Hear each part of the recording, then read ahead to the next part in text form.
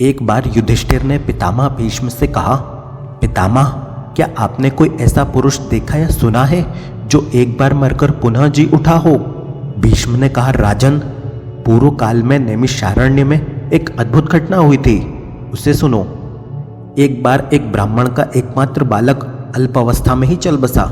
रोते बिलखते उसे लेकर सभी शमशान में पहुंचे और उसे भूमि पर रखकर करुण क्रंदन करने लगे।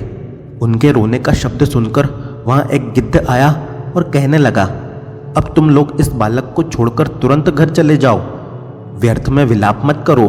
सभी को अपनी आयु समाप्त होने पर कूच करना ही पड़ता है। यह शमशान भूमि गिद्ध और गीदड़ों से भरी है। इसमें सभी जगह नरकंकाल ही दिखलाई पड़ते हैं।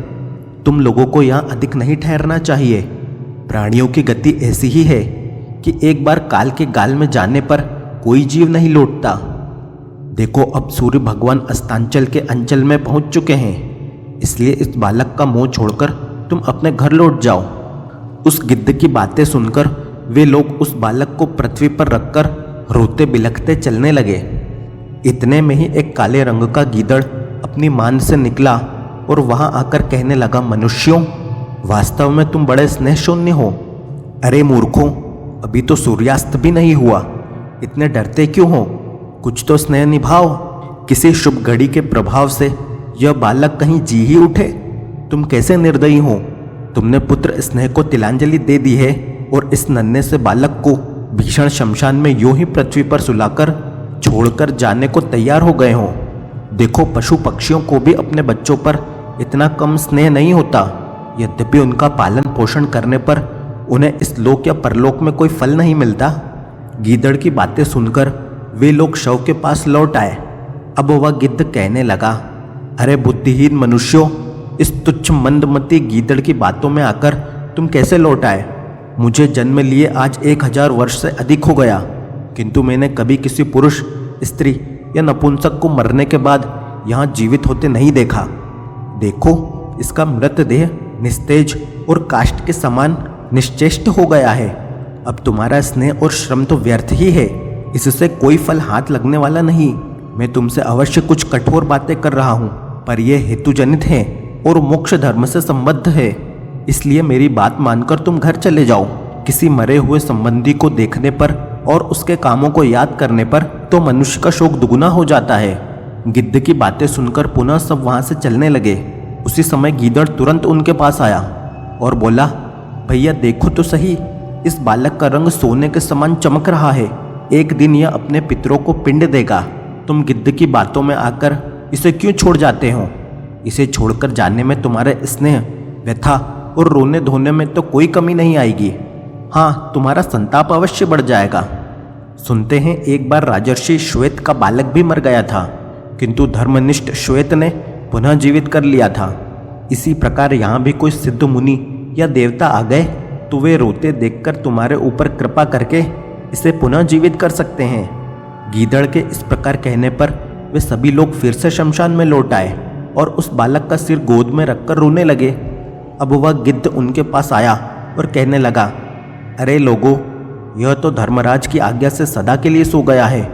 जो बड़े तपस्वी, धर्मात्मा और बुद्धिमान होते हैं, उन्हें भी मृत्यु के हाथ में पड़ना ही पड़ता है। अतः बार बार लौटकर शोक का बोझ सिर पर लादने से कोई लाभ नहीं है। जो मनुष्य एक बार जिस देह से नाता तोड़ लेता है, वह पुनः उस शरीर में नहीं आ सकता। अब यदि इसके लिए एक नहीं, सैकड़ों गीदड़ अपने शरीर का बलिदान भी कर दें तो भी यह बालक नहीं जी सकता। तुम्हारे आंसू बहाने, लंबे लंबे श्वास लेने या गला फाड़कर रोने से इसे पुनर्जीवन नहीं मिल सकता। गिद्ध के ऐसा कहने पर वे लोग फिर घर की ओर चल पड़े। इसी समय गीदड़ फिर बोल उठा, अरे तुम्हें धिक्कार है, तुम इस गिद्ध की बातों में आकर मूर्खों की तरह पुत्र स्नेह को तिलांजलि देकर कैसे जा रहे हो? यह गिद्ध तो महापापी है। मैं सच कहता हूँ, मुझे अपने मन से तो यह बालक जीवित ही जान पड़ता है।